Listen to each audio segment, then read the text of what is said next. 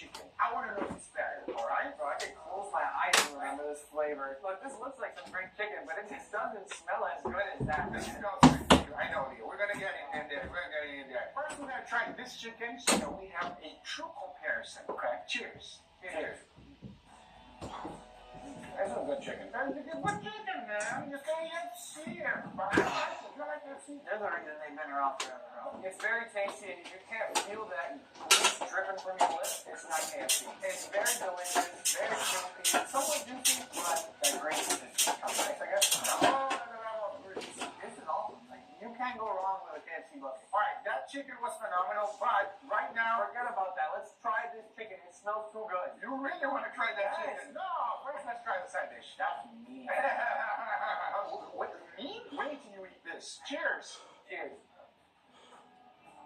I rest my case. Whoa. The best part is that it's so easy to make. You know, that's not pizza dough. Why is it so sweet? It's delicious. It feels like a garlic roll, but with like pizza. That's actually exactly what it is. Instead of using pizza dough, I use Hawaiian bites. That makes sense because it has a nice sweetness, but like an extreme garlic.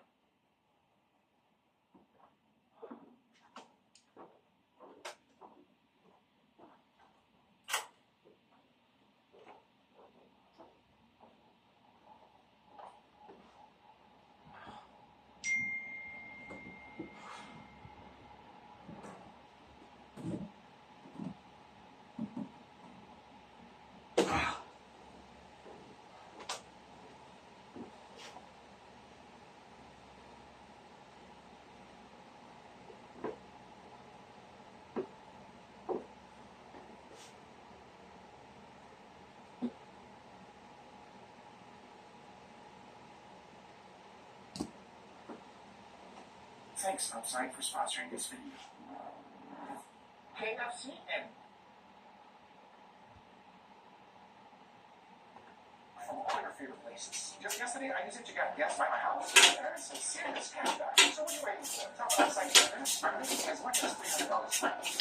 You can ask the link in the description to download online and use code LUNA to get an extra 25 cents back for every gallon on your first tank of gas. Or scan the QR code here to complete this offer. Thanks, Upside, for sponsoring this video. But now, let's get right back to it. Alright, everybody, here we got our beautiful chicken today, gentlemen. Looks like some golden brown perfection right here. Yes, I agree. Can't tell which one is the main dish and which one is the side dish. Oh, really? Oh, you're talking about my side dish over here? Oh, it looks good. Pizza. Double pizza here, Hey, right? guys, side dish is front and center. That might be the main dish. Forget about the looks here, guys. This chicken right here smells. I can't even describe it. It's unbelievably good. It smells so good. Can we start here? No, we cannot. No, we can't. That's the one I did. Don't touch it. I'm saving this one here because I want you guys to be 100% honest over here. First, we're going to try the KFC chicken. I want to know if it's better, alright? Bro, I can close my eyes and remember this flavor. Look, this looks like some great chicken, but it just doesn't smell as good as that. This smells ridiculous. I know, Leo. We're going to get in there. First, we're going to try this chicken so that we have a true comparison. Okay, cheers. Cheers.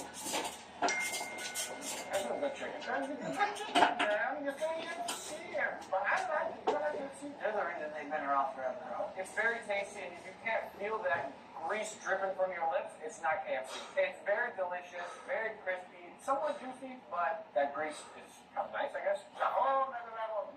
This is awesome. Like, you can't go wrong with a KFC bucket. Alright, that chicken was phenomenal, but right now, Forget about that. Let's try this chicken. It smells too good. you really want to try that chicken? No, first let's try the side dish. That's mean. What, me? Wait till you eat this. Cheers. Cheers. I rest my case. Whoa. The best part is that it's so easy to make. You know, that's not pizza dough. Why is it so sweet? It's delicious. It feels like a garlic roll, but with like pizza. That's actually exactly what it is. Instead of using pizza dough, I use Hawaiian bites. That makes sense because it has a nice sweetness, but like an extreme garlic flavor. I love the cheese and the tomato. Like, it tastes so good. If you're feeling lazy, everybody, and you don't want to make a pizza dough, this is delicious. It will please everyone. I promise you. We highly recommend. We like. I mean, we like, but you please. Please. Go on, Leo. Grab it. I want it. I got two of them. Oh, damn. You grab it. Banana. Cheers, everybody. Cheers. Oh, come on. Wow.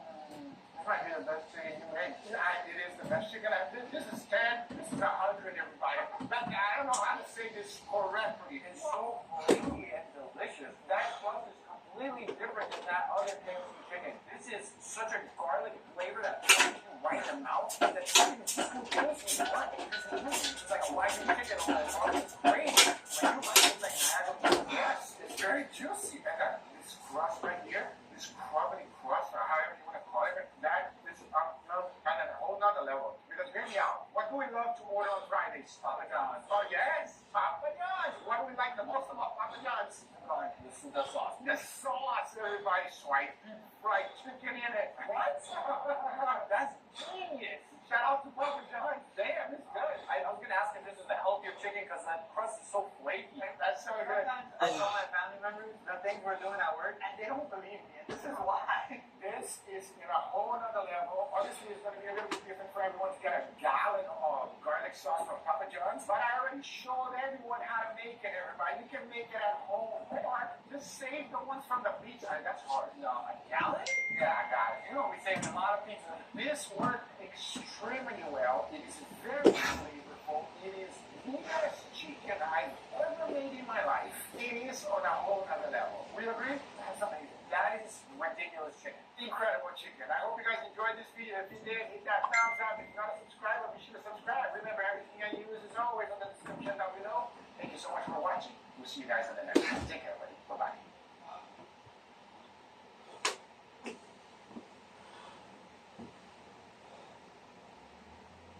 The fake TikTok dentists are now in complete shambles, as the most popular one of them just got arrested. So meet Brandon Dillard, aka A-List Smiles Atlanta. You might recognize him from my last video on these fake TikTok dentists titled, "These TikTokers are running an illegal dentist scam." And what do you know? I gotta give it to my past self. That thumbnail aged extremely well. My videos don't always age great. This one definitely did, though. After making it, I was kind of like, am I being that I'm calling here?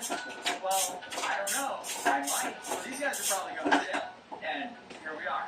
So, what happened? Well, there's been a horrifying trend on TikTok and Instagram, mainly referred to as veneer talk. And here you have a group of shady entrepreneurs who just decided to skip dental school and go straight to drilling away on innocent people's teeth that just don't know better. And unfortunately, they're going viral on Instagram and TikTok videos they just take right after doing the procedures, and of course, they charge a fraction of the price as the licensed dentist. So, people who just don't know better, they think they're getting a great deal, except many are setting themselves up for a lifetime of pain. In my last video, we actually covered someone who literally now has a lifetime of pain after going to a dentist place like this, because clearly they cut a whole lot of corners to do this procedure at a fraction of the price, like dental school. Things are so bad that these TikTok veneer technicians are doing these 2-day courses to learn how to drill away on people's teeth, and on the advertisement for these courses, they say, hey, mimosas are included.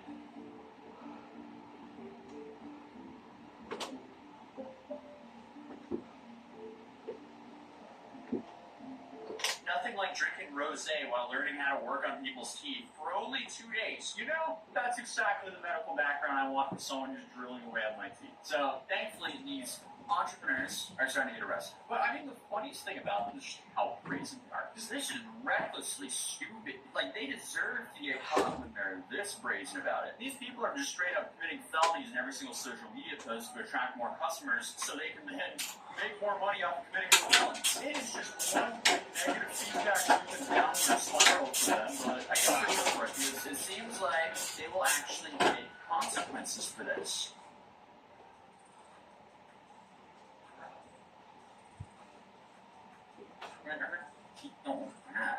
Rory's new smile. 213,000 likes on this video. No wonder he's going to jail. 200,000 likes. Wait, how many views did this get? That has to at least be like 3 to 4 million views. So, who would ever want to commit a felony and have 3 to 4 million people see it? Especially at this scale. I love the top commenters guess who's going to jail tonight. It's such a ridiculous trend, but hey, here we are. And there's so many of these people here who don't even have bad teeth. Like this woman right here, she doesn't even hears. When planning a major crime, criminals often use disguises to conceal their identity. True crime history is filled with inventive approaches. Some stretched tights of their heads, distorting facial features, but still allowing visibility. In cases like the Unabomber or the Zodiac Killer, a simple hoodie paired with glasses or a mask sufficed. However, a few criminals take a disturbing turn, dressing up as characters known for bringing joy to children. Much like John Wayne Gacy, today's case involves another killer clown. Marlene May McKinnon Warren was born on the 15th of April 1950 in South Clemens, Michigan. Marlene was the middle child growing up alongside her two sisters, Leanne and Debbie. Her father was a military man and a World War II veteran, and her mother Shirley was a military wife. Marlene and her sisters enjoyed a peaceful and joyful childhood, typical of a Midwestern girl, often spending time on their grandfather's farm gardening and painting. An intriguing detail about Marlene was her passion for painting, in particular, clown portraits. These paintings reflected her talent as an art and new partner. When Marlene was 15, her family were preparing to move to Germany. However, she was ready to join them, as she had one man. By the age of 18, Marlene was married to her childhood sweetheart and gave birth to two sons, John and Joseph. Marlene became a caring and devoted mother, although her role as a caregiver intensified when she was made a single parent at just 20 years old. Shortly after the breakup, Marlene met an 18-year-old man named Michael. By 1972, the two were married, creating a new chapter in her life. The two moved to Florida and became incredibly business savvy. Marlene had worked in real estate, and soon enough she ventured into buying and managing properties of her own. Over time, they accumulated over 20 properties in the area, with Marlene handling much of the business operations. As their wealth grew, Michael launched a car repossession, rental, and sales dealership with Bargain Motors. This business was opened in Marlene's name. Bargain Motors was making the family money, but it developed a reputation for being a questionable business. On the property side of things, Marlene had built a successful business, helping her clients, and often compromising on payments with tenants who struggled financially. She was focused on doing things right and being kind. Michael, on the other hand, was running a shady business at Bargain Motors, and he engaged in a number of fraudulent schemes. When it came to business, Michael could be incredibly ruthless.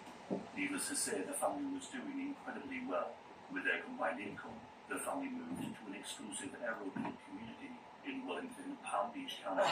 This high-end neighborhood featured homes with access to an airfield, as many residents had private planes. Michael embraced the luxury lifestyle, buying his own airplane and a racehorse. Shortly after moving to this area, Michael and Marlene's marriage hit trouble, and things only worsened after Marlene's son passed away in a car accident. 22 years old at the time, this of course had an immense impact on the family, as anyone could imagine. Marlene was going for the sake of her other son Joseph, but her relationship with Michael deteriorated. According to Joseph, Michael became emotionally distant and was rarely even around.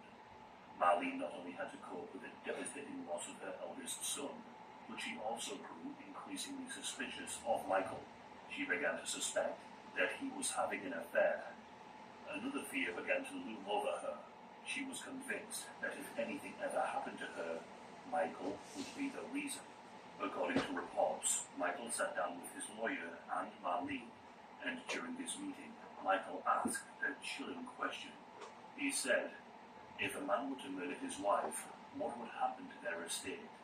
Whether he was joking or testing Marlene's reaction, the remark only fueled her growing fears that Michael might one day harm her. The relationship continued to deteriorate so severely that Marlene felt that she had to confide in her mother and son about this fear. Marlene said that if anything were to happen to her, Michael is to blame. Joseph's response was, no way my dad would ever do that. Marlene replied, don't put it past him. Perhaps Marlene saw the looming divorce, and, knowing Michael's illegal schemes, she maybe believed that he would stop at nothing to secure their shared wealth. Whatever the case, it speaks volumes of the state of their love. Now, what is known is that Michael had in fact started an affair with another woman around this time. A woman named Sheila Klein. Sheila Klein was no ordinary woman. Physically, she was striking. She was tall, with long, shiny brown hair and sharp features. She was known to be strong-willed and independent. Sheila certainly wasn't afraid to go after what she wanted. Her early adult years were marked by brushes with the law. In 1984, she was arrested for shoplifting in Palm Beach County. 2 years later, in 1986, she faced a felony theft charge and received 6 months of probation. She was a determined woman who got what she wanted, whether that meant breaking the law. Shortly after her release with the law in August of 1986, she married a man named Richard C. King at the age of 23. Richard was 41, nearly twice her age, and by 1990, Sheila and Richard were both working for Michael at Bargain Motors. Sheila's fearlessness and her tough reputation was described by her other co-workers. In interviews, they commented on her tomboyish figure. Sheila dressed in a manly fashion, often wearing combat boots and carrying a gun. She and Richard worked in the repossession department at Bargain Motors, and she wasn't afraid to get her hands dirty. Repossessing cars meant facing dangerous situations. She had to enter private properties, confront angry owners, and be prepared at all times for violence. Sheila always carried a gun for her own protection, saying, "People are crazy, they'll come out with shotguns." Sheila wasn't at Bargain Motors for long before she and her husband started having relationship issues. Unfortunately, at the age of 26, Sheila was forced to file a domestic violence complaint against her husband. Following this complaint being made, the two parted ways. However, throughout this turbulent time, Michael Warren became her shoulder to cry on. According to his employees, he could turn on this exceptionally empathetic and caring side. Perhaps it was genuine, or perhaps he was playing a role to get exactly what he wanted. Sheila moved out of her marital home to her own apartment with her son. According to some sources, this was paid for by Michael. While Marlene was at home trying to keep her family together in the wake of her son's death, Michael was seen at Sheila's apartment on a regular basis. So often, in fact, that her neighbors assumed that Michael was her husband. The affair was far from a well-kept secret. At Bargain Motors, it was an open secret amongst employees, many of whom were very well aware of the relationship. Apparently, the way Sheila looked at Michael was enough evidence for some. She was smitten. Many of the employees believed that Michael was only in it for the physical relationship, but Sheila's behavior became more and more possessive over time. Sheila was deeply in love with Michael, and by April of 1990, her feelings were hard at heart. During an event, tensions began to surface. Sheila grew frustrated when she couldn't sit next to Michael. Michael's mother was also in attendance at this event.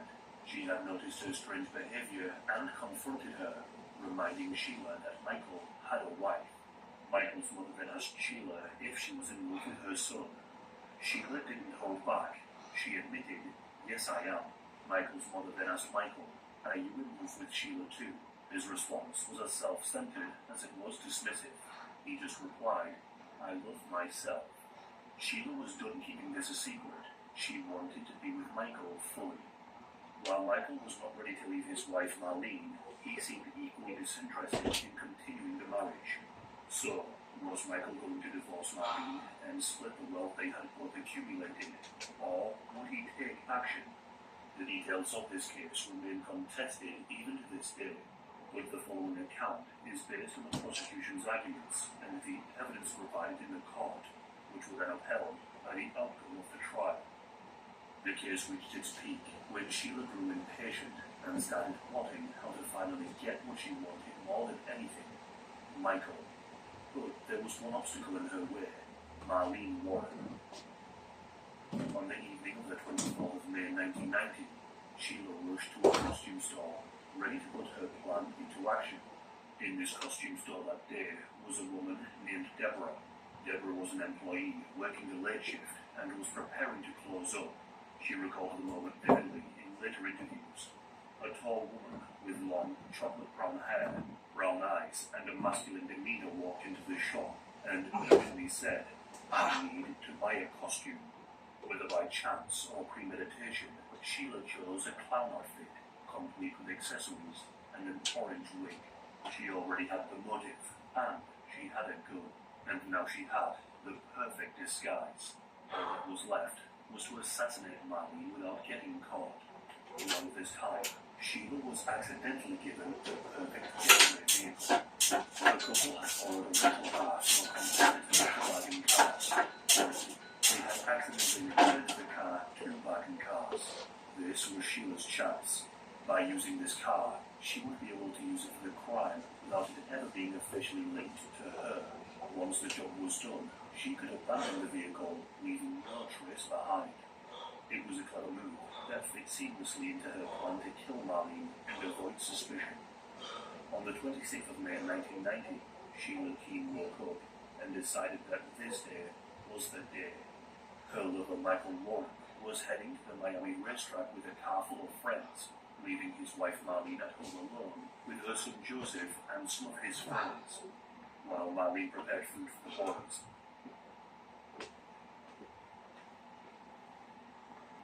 In a disturbing twist, Sheila drove to a public supermarket to complete her look.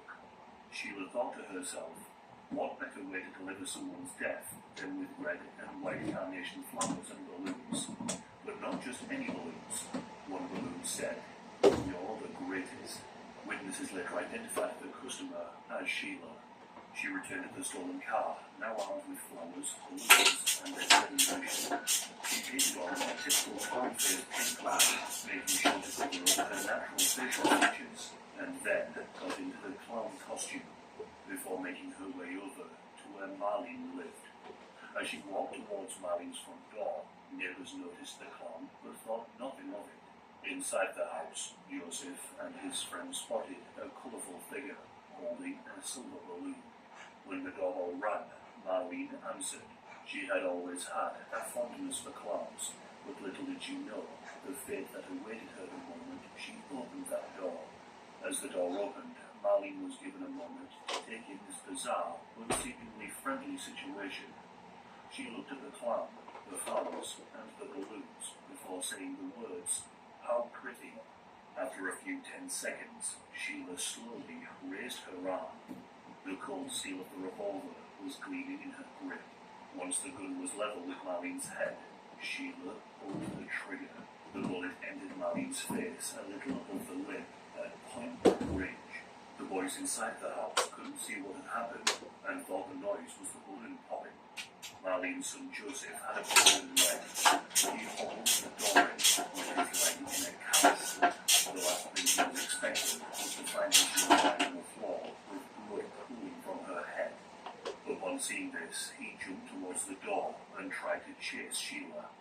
Sheila calmly walked down the path towards her car with no sense of urgency. Joseph and the boys then shouted at her, prompting her to turn around. As she turned, the boys caught a fleeting glimpse of Sheila's face. What they all remembered distinctly were the dark brown eyes piercing through the clown makeup, staring back at them with an unsettling intensity. The boys at the time thought the clown was a man, but how would one truly know? Sheila casually popped into the car, got into gear, and drove off down the street. The boys immediately called for the police and an ambulance. The paramedics rushed Marlene to the hospital for emergency surgery. Meanwhile, Sheila abandoned the car in a parking lot around halfway between Marlene's house and her own apartment. Marlene was still alive, but tragically, she never regained consciousness.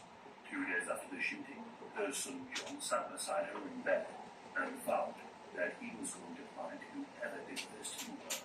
Marlene's life support was then switched off as the doctor explained that nothing could be done for her, and the police would soon begin their investigation. Based on the description given by Joseph and his friends, the authorities initially suspected that the perpetrator was a male. Early on into the investigation, the police were informed about Marlene's growing concerns regarding her husband Michael. Both Joseph and Marlene's mother Shirley expressed their belief that Marlene feared that Michael might actually kill her. With this in mind, Michael was arrested as a prime suspect. However, it wasn't long before they discovered that Michael had a solid alibi and he was soon released. He had been at the Miami truck race with several witnesses at the time of the murder, leading the authorities to rule him out as a killer. And so, the police continued their investigation, which led them to search the business owned by the couple, Body Motors. Detectives began to question some of the employees who worked there, and this is when they came across a kid. One employee was adamant that they should investigate a fellow colleague named Sheila King. At first, the police were uncertain, as they were expecting a male. However, they soon learned of Michael and Sheila's affair, placing Sheila at the top of the suspect list. When police asked Sheila and Michael if they had an affair, they both denied it, but statements from the employees at Body Motors and the neighbors of Sheila proved otherwise, which begs the question, why would they hide the truth? In a major breakthrough, detectives located the abandoned car matching the description of the getaway vehicle witnesses had seen. Inside the vehicle, they found orange synthetic fibers which matched the palm width and brown human hair consistent with Sheila's. In response to this finding, detectives executed a search warrant at Sheila's home. There, they recovered orange fibers in her closet on her clothing that matched those found in the car. Further forensic examination of the hair recovered from the vehicle was compared to Sheila's. Although DNA testing was still in its infancy in the 1990s, the hair collected from the car was deemed a consistent match. The police now knew that they had their killer clown. However, the fibers and the hair weren't enough evidence to ensure a solid case to be put against Sheila. Despite overwhelming suspicion, Sheila was not arrested yet. Investigators hesitated